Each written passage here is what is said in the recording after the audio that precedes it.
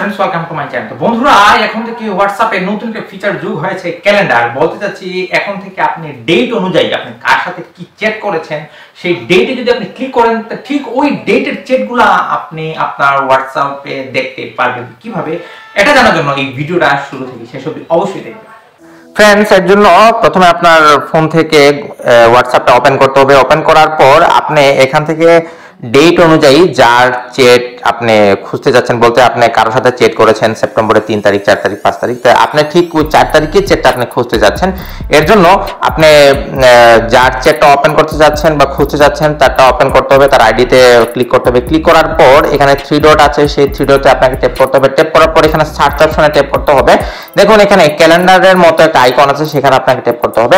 তো আজকে হলো 14 তারিখ, ধরুন আমি 4 সেপ্টেম্বরের আমি ইনার সাথে যে চ্যাটটা করেছি বা যা পাঠিয়েছি সেটা আমি খুঁজতে যাচ্ছি। এর জন্য আমি 4 সেপ্টেম্বর আমি ট্যাপ করব। ট্যাপ করার পরে জাস্ট শুধু ওকেতে প্রেস করব। দেখুন এখানে সেপ্টেম্বর 4 2024 আমি কি পাঠিয়েছি, কিছু আমি সার্টিফিকেটস পাঠিয়েছি। তো এভাবে এই নতুন ফিচারের মাধ্যমে আপনি ডেট অনুযায়ী আপনি যে কারো চ্যাট অপশন আপনি খুঁজে বের করতে পারেন, কি চ্যাট করছেন, কি লিখেছেন, কি পাঠিয়েছেন, এভরিথিং আপনি হোয়াটসঅ্যাপে খুঁজে বের করতে পারবেন।